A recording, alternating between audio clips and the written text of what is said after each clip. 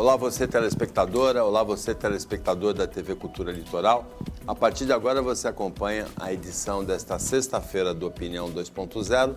O Roberto Mohamed, advogado, comentarista da TV Cultura Litoral, vai analisar as notícias com você. E a primeira notícia é uma que mexe com todo mundo, com todos os usuários do plano de saúde, por tabela, quem também não é usuário de plano de saúde, que é a preocupação das mães dos autistas com a possível perda do tratamento dos filhos depois da decisão do Superior Tribunal de Justiça, na quarta-feira, à tarde, de tornar taxativo o rol de procedimentos, de tratamentos de doenças da Agência Nacional de Saúde Suplementar. Houve até uma manifestação naquele dia, um pouco antes, no Fórum de Santos, contra essa decisão. Mohamed, boa tarde. Boa tarde, Paulo. Olha, Paulo, eu tenho ouvido muita gente falando bobagem sobre essa decisão do STJ. Infelizmente, alguns advogados que estão sendo entrevistados por rádios e por TVs, e eu estou espantado com isso. Não sou melhor do que ninguém, não acho que... Mas é que eu trabalho diariamente com o STJ. Diariamente. E também tenho na atividade profissional várias ações contra plano de saúde. E as pessoas estão falando umas bobagens que precisam ser esclarecidas. E estão incentivando esse temor. Em relação às mães dos autistas que estavam na frente do fórum, vamos deixar claro o seguinte.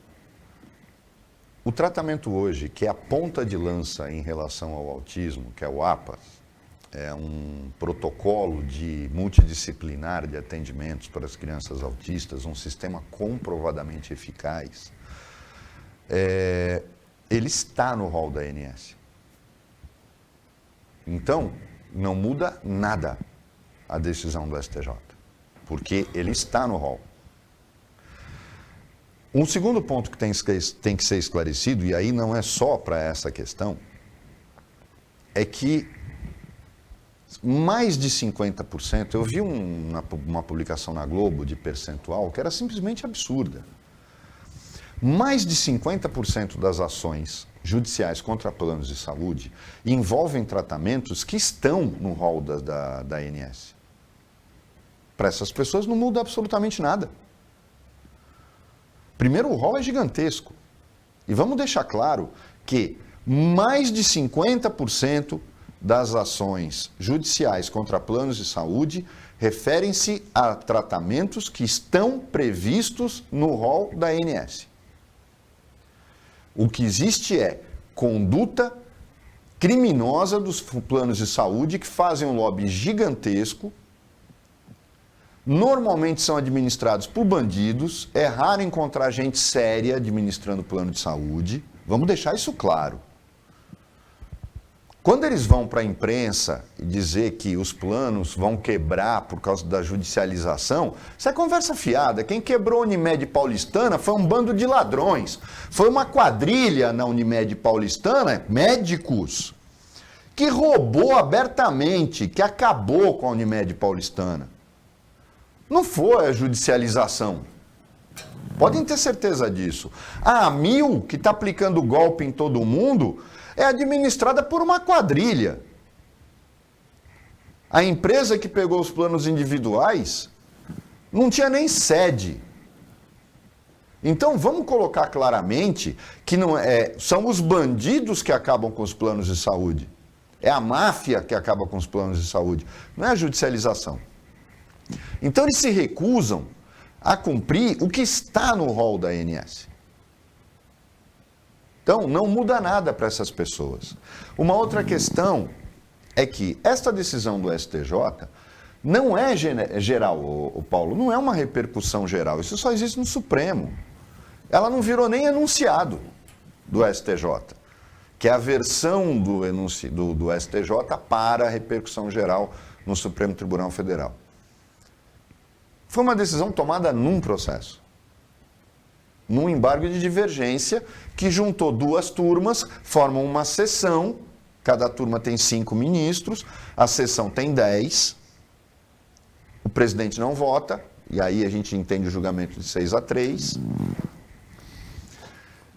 e que gerou num processo. Ah, mas são as duas turmas juntas. Falou, tá, mas foi 6-3. E se numa outra turma, por exemplo, Nancy, Moura Ribeiro e Paulo de Tarso fazem parte de uma turma. Os 3 que votaram contra estão numa turma só. Ou seja, significa que lá dá 3-2. Se não entrar com embargo de divergência ou se perder o prazo, a ação está ganha. E o STJ revê constantemente isso. Lógico que o réu sempre tenta fazer valer aquele entendimento que se agarra que nem fio desencapado. Mas o mundo não acabou. Está parecendo que o STJ editou uma norma e o STJ não edita a norma. Uma outra questão que tem que ser colocada claramente para as pessoas.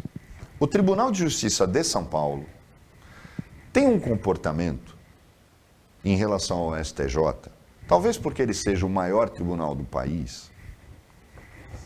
É muito curioso esse comportamento, porque ao mesmo tempo que às vezes a gente fica zangado com ele, num caso desse, as pessoas vão entender o que eu quero dizer. O TJ de São Paulo sempre foi independente. Entendimentos do STJ não viram... não tem poder vinculante sobre o Tribunal de Justiça de São Paulo. Eu já cansei de ver o posicionamento do STJ muda num determinado sentido, o Tribunal de São Paulo continua julgando. O comportamento é mais ou menos o seguinte, falou, nosso entendimento é esse, eles que reformem lá em cima. Ou seja, as pessoas não precisam ter medo.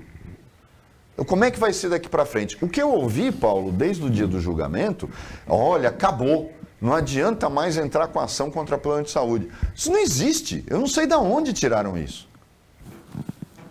Agora, Mohamed, de qualquer maneira, a estrutura dos planos de saúde no Brasil, ela começa na década de 50, 1956.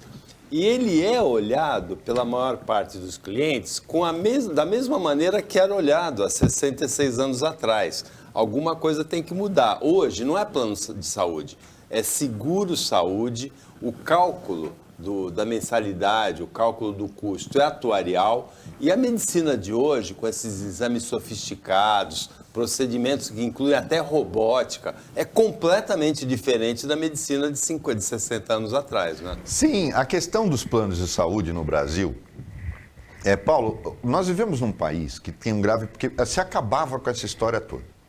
Bastava o Congresso ser decente, coisa que não é, né? A gente tem eleição esse ano. Quem sabe a gente consegue eleger pessoas decentes?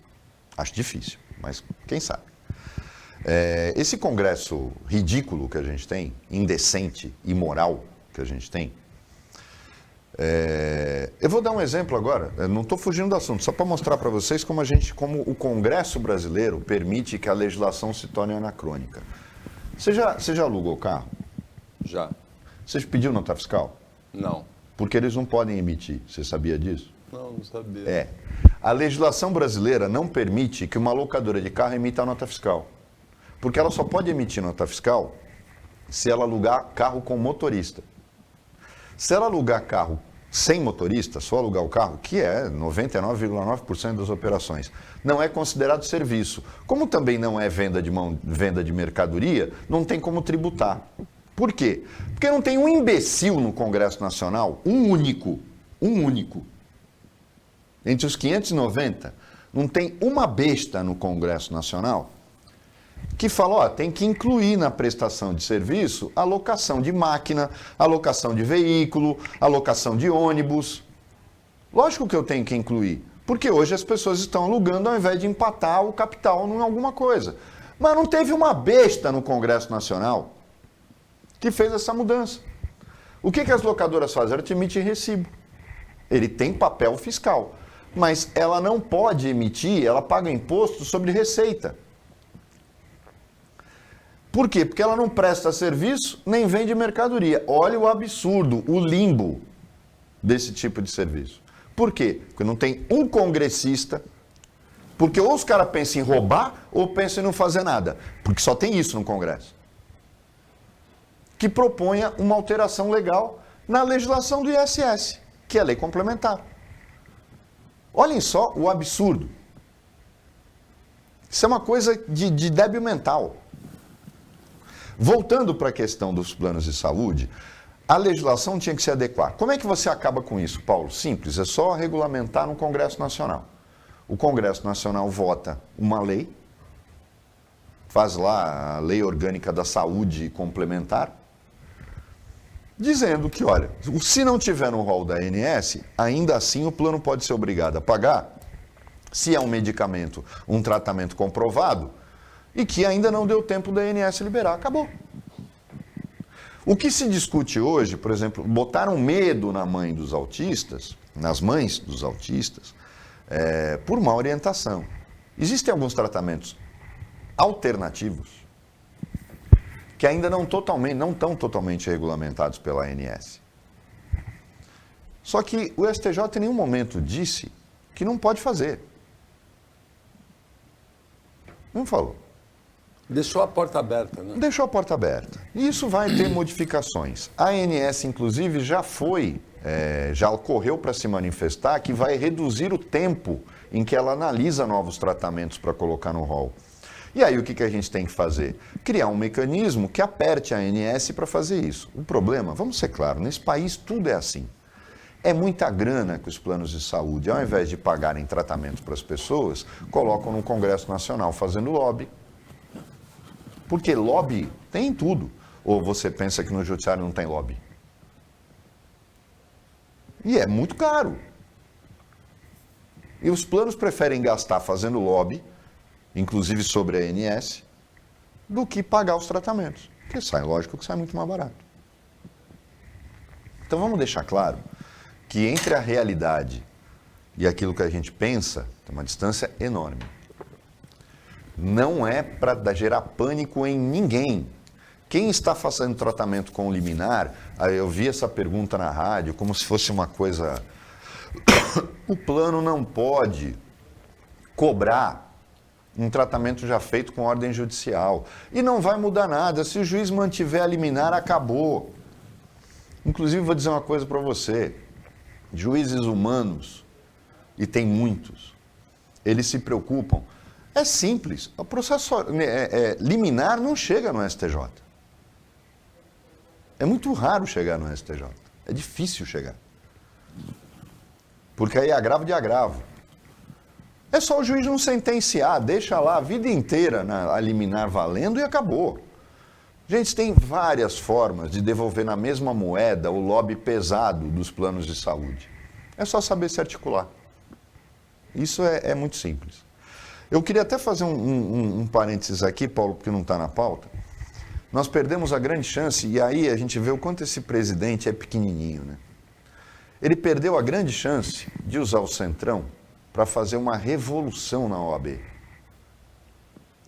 Para que a gente não tivesse mais presidentes do Conselho Federal como o anterior, que era petista de carteirinha, que era incompetente, que era lobista. Porque o presidente do Conselho Federal da OAB não é eleito pelos advogados, é eleito pelo um conchavo. E tem uma coisa que eu já ouvi várias, se fosse eleição direta, o São Paulo elegeria. Por quê? Então não vamos acabar com a eleição direta para presidente da República? Porque a maior parte dos eleitores está em São Paulo.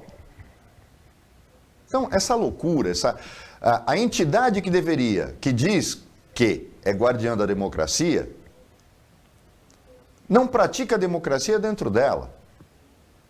Agora, em outubro, nós vamos votar. O cidadão, aquele que não tem nem, só é alfabetizado, ele consegue votar para deputado estadual, deputado federal, senador, governador e presidente da República. Ele dá 5 votos. E não se confunde.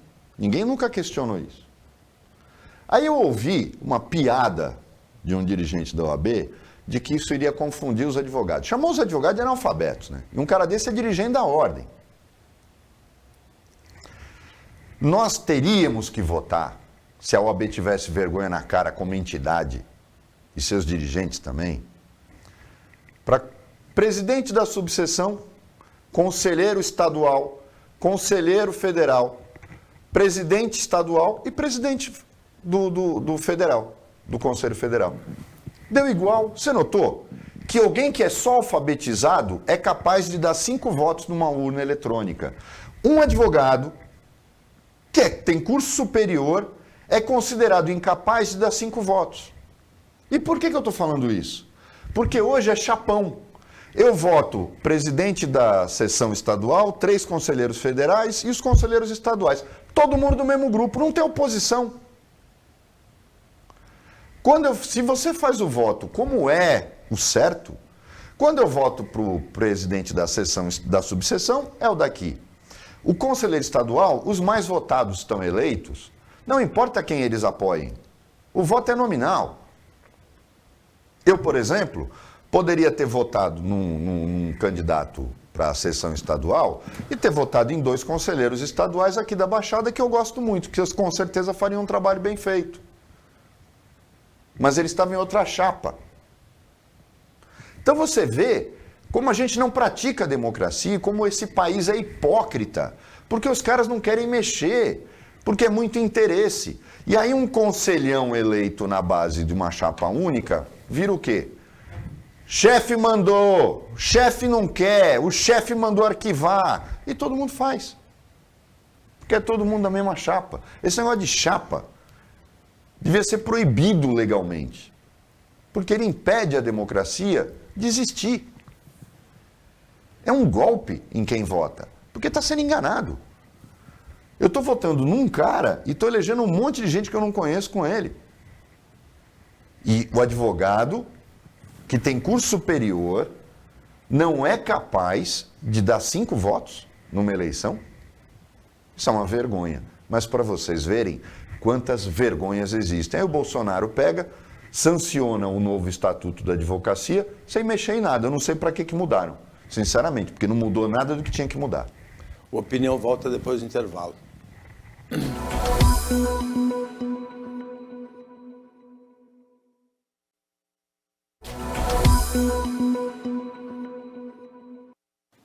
Voltando com a Opinião 2.0, nesta sexta-feira, é o Roberto Mohamed que analisa as notícias com você. E uma dessas notícias é pelo menos curiosa. Na mesma semana em que o Tribunal Regional Eleitoral de São Paulo considerou irregular a mudança de domicílio eleitoral do ex-juiz Sérgio Moro, do Paraná para São Paulo, o Moro deu o endereço de um hotel em São Paulo, nunca morou em São Paulo, né? E parece que perdeu o prazo. Mas na mesma semana a Procuradoria Regional Eleitoral de São Paulo arquivou o pedido do PSOL de anulação da transferência do domicílio eleitoral do pré-candidato ao governo do estado, Tarcísio de Freitas, pelo Republicanos. Tarcísio de Freitas, que endereço que ele deu? Deu endereço em da irmã dele de São José dos Campos. Também nunca morou em São Paulo. Também né? nunca morou em São Paulo. Só quando estudou no IME, né? Vamos colocar as coisas claras. São 2 pesos, 2 medidas, sim. Tem gente agora que tá, mas um perdeu o prazo, outro não tem. Olhem a fundamentação da condenação do Moro, em que nenhum momento se fala da perda do prazo. A base da eleição é o fato de que ele deu um hotel. E tem um monte de gente que mora em hotel. O Jorginho Iguiri morava no Copacabana Palace. E alguém ia questionar que aquele era o domicílio dele? O Jorge Benjor mora. E tem um monte de gente que mora em hotel. O que é um flat? É um hotel. Agora, seu Tarcísio, que inclusive fez uma declaração dizendo que a polícia de São Paulo tinha que aprender com a polícia do Rio, não sei o que, a não ser organizar milícia. Também não mora aqui. Pergunta para ele onde é que fica a rancharia. Ele não faz a menor ideia. Ele não faz a menor ideia. Tatuí. Bota ele sem placa perdido na Castelo Branco para ver se ele sai. Ah, mas aí ele não é candidato a motorista de Uber. Ele é candidato a governador. Amigo, você tem que pelo menos saber do que você está falando, né? E com quem você está falando.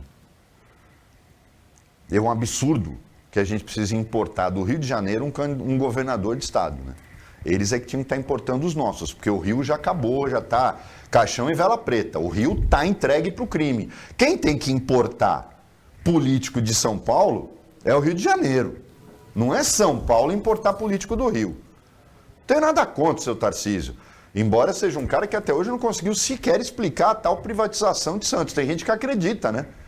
Tem deputado federal aí postando, agora eu sou túnel. O túnel da onde? Da cada mãe para cada avó. Porque o túnel só sai se privatizar a Codesp. Eu já cansei de falar aqui, mas vai privatizar o quê? A autoridade portuária? E ele não explica. Por que ele não sabe explicar? É inacreditável que a Procuradoria Eleitoral faça isso. Não, está dentro do prazo. O endereço, se ele nunca morou aqui, não importa. Ele cumpriu o prazo. Pois, você fechar os olhos. Eu nunca vou me esquecer de um voto do ministro Vicente Senicchiaro no STJ, dizendo que um juiz, e isso se aplica a qualquer autoridade pública, o juiz não pode enfiar a cabeça debaixo da terra, que nem um avestruz, para esperar a tempestade passar. Não fui eu que disse isso, foi o Vicente Senicchiaro, ministro do STJ, um grande ministro do STJ. A autoridade pública tem que enfrentar a situação. Aí a Procuradoria manda arquivar, depois de ter dado voto favorável ao cancelamento da candidatura do Sérgio Moro. Que piada de mau gosto é essa? Está todo mundo fingindo que está trabalhando? É isso que está acontecendo. Bom, a última decisão fica com o eleitor, né? Será que o eleitor Exatamente. paulista vai eleger um carioca para governar São Paulo? E por falar em governo de São Paulo, o governador paulista, Rodrigo Garcia, que é paulista, anunciou a contratação de 2.900 professores em regime temporário, contratos de até 3 anos, para o ensino médio em São Paulo. Faltam professores nesse primeiro semestre para 17% das aulas da rede estadual paulista e não tem concurso desde 2013. João Dória anulou um edital de concurso que tinha sido lançado pelo ex-governador Márcio França em 2018. Eu vou aqui fazer o papel de advogado do diabo. Eu não consigo, eu acho que a estabilidade, ela existe para resguardar o servidor. Então ela só deve ser aplicada, só deve existir para funções de Estado em que o risco, a independência do servidor a proteção a isso deve existir. Então nós estamos falando de quem? Nós estamos falando de policiais, nós estamos falando de fiscais. Esses caras têm que ter estabilidade. Por quê? Porque eles podem ser ameaçados a não cumprir o papel deles. Fiscal, eu vou multar. Não, mas é meu amigo. Não, mas eu vou multar. E aí transfere ele lá para o final do estado, na fronteira com Mato Grosso do Sul. Então, a estabilidade serve para isso. Por que o professor tem que ter estabilidade, Paulo? Eu não consigo entender. Não consigo. Eu já cansei de dizer que as OS nenhuma presta. Mas deveria haver um sistema, e aí eu já questionei várias vezes, por que empresas nos moldes da Prodesan não podem ser encarregadas de administrar escolas, UPAs e outras coisas mais. Por quê? Porque elas podem contratar pelo regime da CLT. Não tem produtividade? Manda embora. Existe uma coisa muito bonita que é o discurso. Aí você chama aqui a presidente da POSP, ela vai dizer, olha, tem que ter estabilidade, porque a educação não tem nada a ver com estabilidade. Educação tem a ver com competência. As pessoas têm ideia de quantos professores têm pendurados na Câmara de Santos? Com vaga aberta nas escolas para dar aula, porque o professor não pode fazer concurso para aquela vaga, porque aquela vaga existe, mas ele está trabalhando como assessor de vereador. Isso existe em todas as câmaras municipais. Existe na Assembleia Legislativa. É para isso que eles querem estabilidade? A quantidade de professores afastados. Desculpa, eu sei que agora vão me odiar. Mas eu tenho que falar. A estabilidade é inimiga da produtividade. Isso todo mundo sabe. Eu já cansei de perguntar. Escrevente de fórum tem estabilidade por quê? O que ele faz que ele tenha que ter estabilidade? Ele não fiscaliza o juiz. Entendeu? Toca o processo, manda para o juiz. Eu não vejo aonde tem estabilidade. Assessor de juiz não tem, porque é livre nomeação. Que é o cara que faz o voto.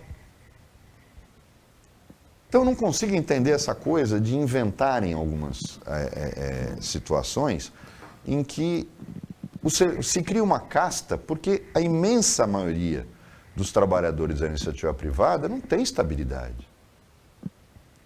Por que aqui isso é sagrado, não se mexe?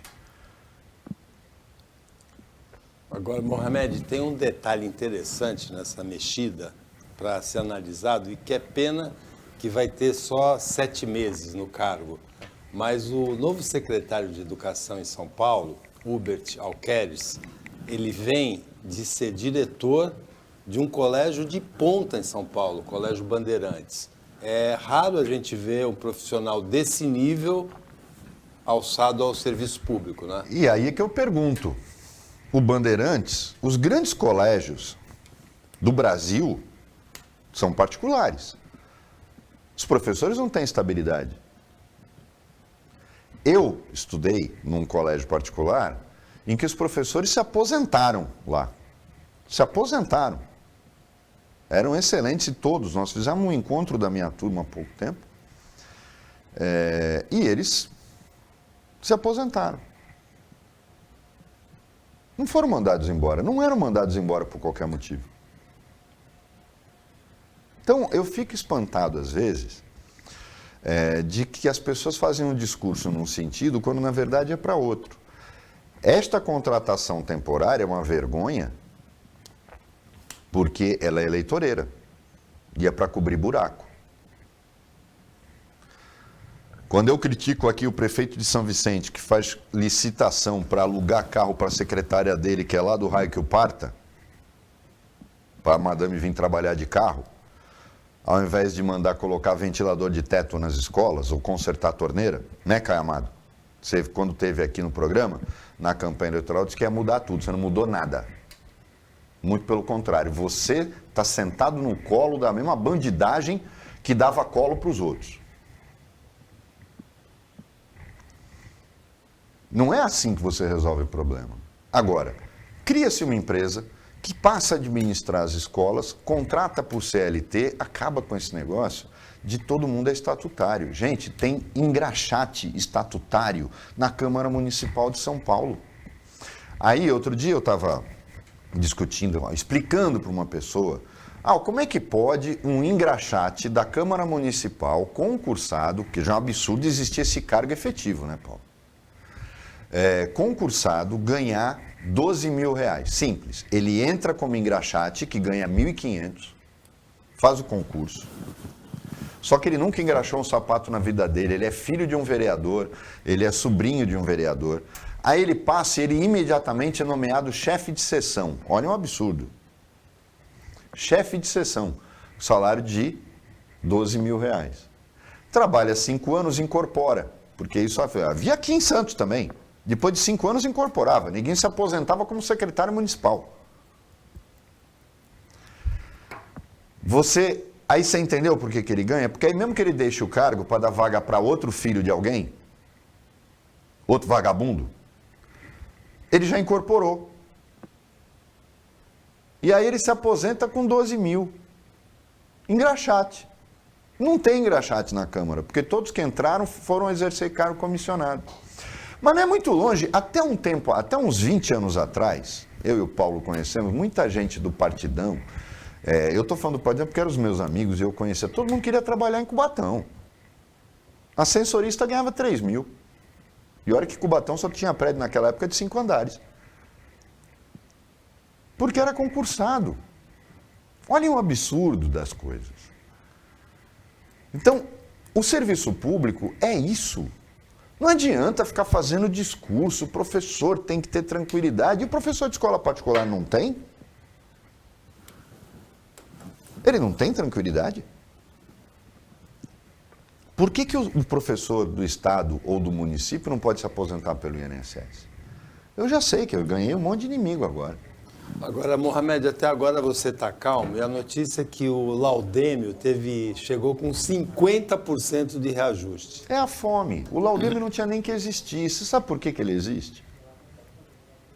Todo mundo agora vai cair do chão, vai cair da cadeira. Na Constituinte de 1988, na Constituinte instalada em 86, que editou a Constituição de 88, iam acabar com o terreno de marinha. Portanto, por conseguinte, acabaria o Laudêmio. A proposta não passou, vocês sabem de quem? Por causa de quem? Ou por causa de que grupo? PT. A proposta era do Gastone Rigg, A proposta era do Gastone Rigg. O Lula, o Gastone levou o projeto para pegar a assinatura do Lula, porque passaria. Iam acabar com o terreno de marinha, que é uma excrescência. Que terreno de marinha? Alguém vai colocar canhão na areia da praia? Colocar uma metralhadora no seu apartamento de frente para o mar? O terreno de marinha vem do século XIX. Não tem sentido. Só que tem um detalhe. A frase do Lula, eu não sei imitar o Lula, mas foi dizendo, não, Gastone, não dá, porque a gente não tem como justificar a gente apoiar isso, que só vai beneficiar milionário que mora de frente para a praia. Esta foi a frase do senhor Luiz Inácio Lula da Silva, justificando a atitude de todos os deputados do PT. Não adianta espernear não, viu, PTzado? Não adianta. Porque essa é a verdade.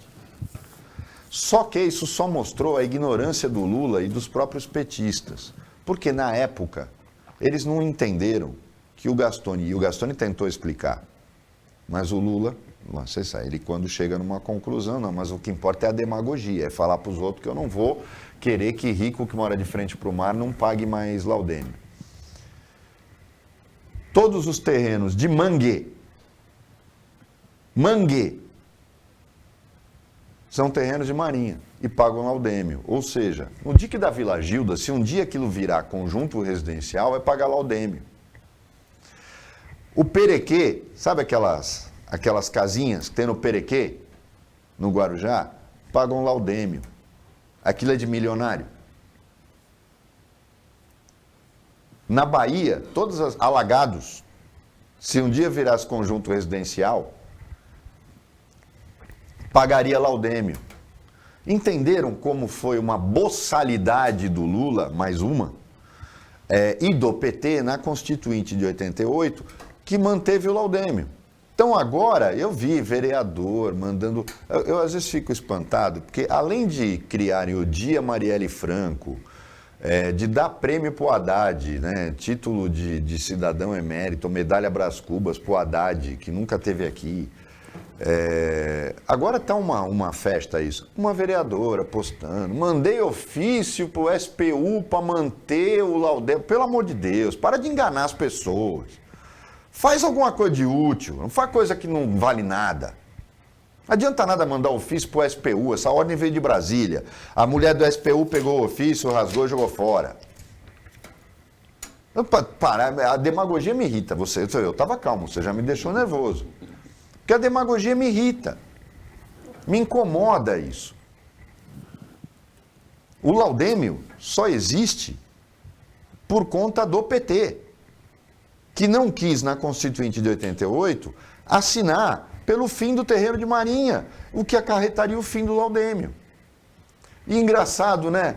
Tem um monte de petista morando de frente para a praia hoje, né? Curioso isso. A linha que define o Laudêmio, para se ter ideia do anacronismo desse imposto, é a pré-amar, a maré alta, né? A maior pré-amar de 1831. Isso faz quase 200 anos. A condição do mar é completamente diferente. Era referente a tiro de canhão para preservar a costa. É um absurdo completo. E Ora, Paulo, se fosse hoje, com as ressacas que aconteceram, o terreno de marinha chegava no shopping. É verdade. O praia-mar ia ser terreno de marinha, ia pagar Laudêmio. Vocês verem como a coisa é absurda. Se fosse seguir o princípio e atualizar a maré mais alta, com as últimas ressacas que tiveram, avançavam umas 3 quadras, 4 quadras para dentro em relação para fixar terreno de marinha. Ia ser legal, né? Em Santos tem um caso interessante de corrupção explícita até hoje, que é justamente uma alteração na linha do Laudêmio. Ela vem reta na linha da praia, aí ela faz uma corcunda, né, num certo pedaço e volta a ser reta depois, né? E exclui aqueles prédios do Laudêmio. É bem curioso isso. Depois do intervalo, a opinião volta.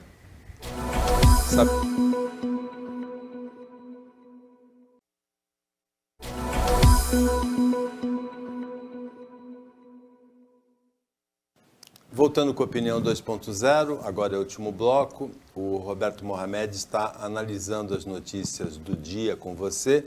E uma dessas notícias, assim, muito comentada, com muita repercussão, é o encontro do presidente Jair Bolsonaro do Brasil com o presidente Joe Biden dos Estados Unidos. O Brasil foi um dos últimos países a reconhecer a vitória do Biden.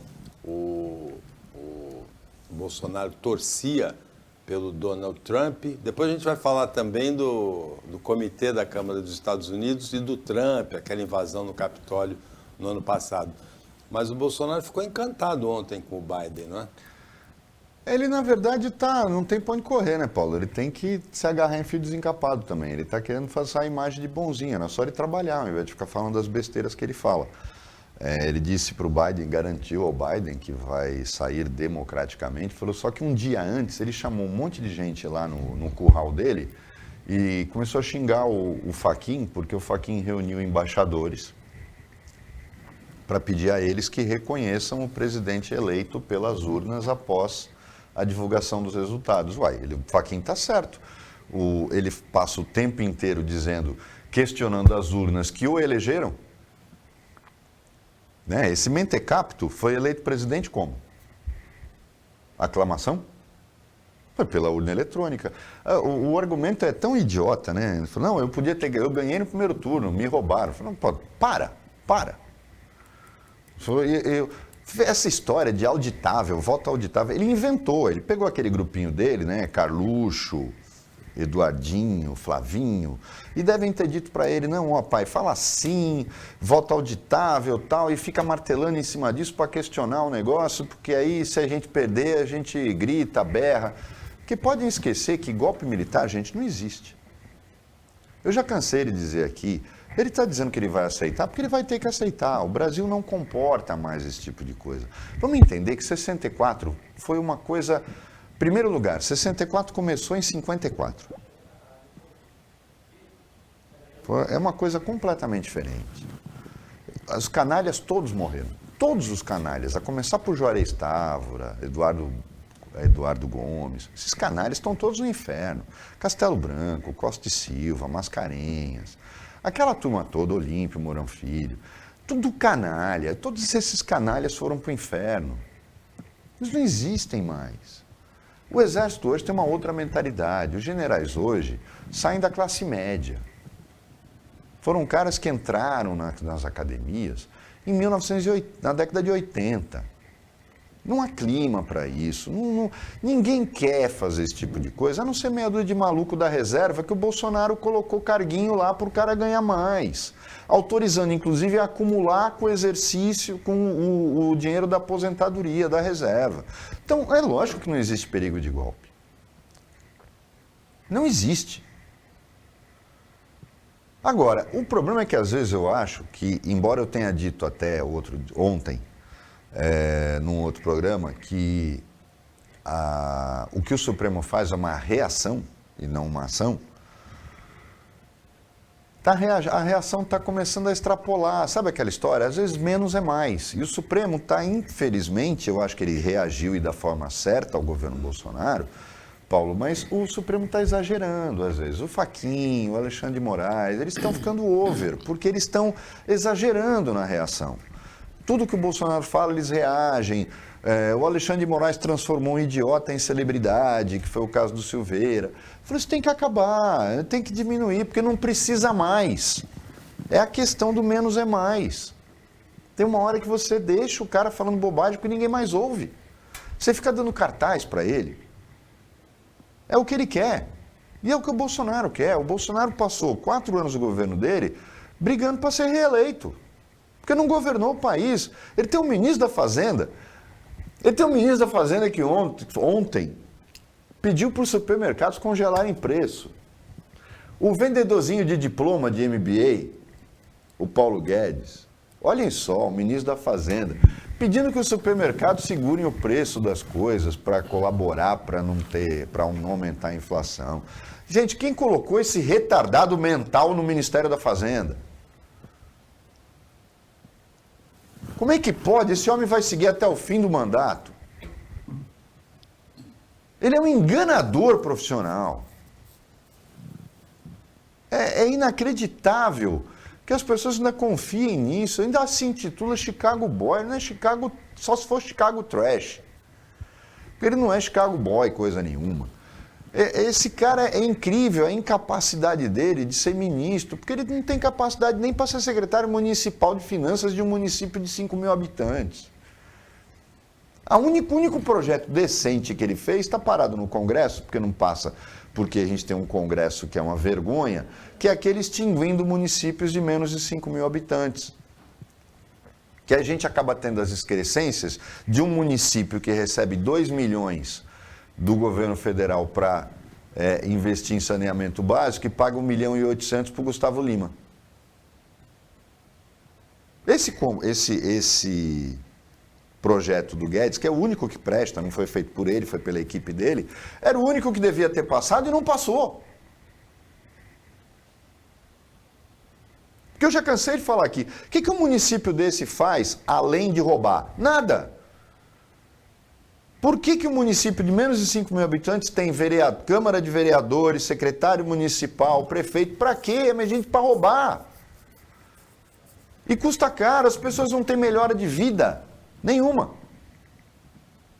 O Brasil tem muito município assim, mas muito. Foram divulgados os cálculos da economia. Isso era só para começar. Vocês viram agora, está divulgado e a imprensa séria falando. O tribunal mais perdulário do Brasil é o Tribunal de Contas da União, aquele que fiscaliza. O ministro do TCU que falou para o Ministério Público devolver o dinheiro das diárias é o cara que mais torra diária, viajando pelo exterior, passeando de iate. De iate não, de navio de cruzeiro, na primeira classe, com dinheiro público. E o cara é ministro do TCU. Esse país é o país da piada pronta, isso não tem dúvida nenhuma. Agora, que ontem a conversa dele com o Biden foi cômica, porque tudo que ele falou, o Biden sabe que ele não faz, porque o Biden é bem informado. Infelizmente, Bolsonaro só é informado pelos 3 filhotes de cruz credo que ele colocou no mundo. Agora ele arrumou confusão com um ator, mais um ator, ele brigou com o Leonardo DiCaprio, e agora com o Mark Ruffalo, que tem nome de batata frita. Ele adora arrumar confusão com ele, mas aquelas coisas inúteis, como receber o Elon Musk, passear com o Elon Musk, um presidente da República. Chama o ministro da Fazenda e falou, atende o cara aí, eu sou presidente, pô, eu não tenho que ficar recebendo o empresário que acha que é o dono do mundo. Quer dizer, isso é uma vergonha, entendeu? É uma vergonha. Agora, o comitê da Câmara dos Estados Unidos, que investiga, um ano depois, vai concluir as investigações sobre a invasão ao Capitólio, no dia 20 de janeiro do ano passado, 6 de janeiro, um pouquinho antes da homologação, no dia da homologação do resultado das eleições dos Estados Unidos, vencidas pelo Joe Biden, houve 6 mortes, houve mais de 800 prisões, muitas pessoas feridas, policiais mortos, inclusive, naquele dia. E ontem foi a primeira reunião.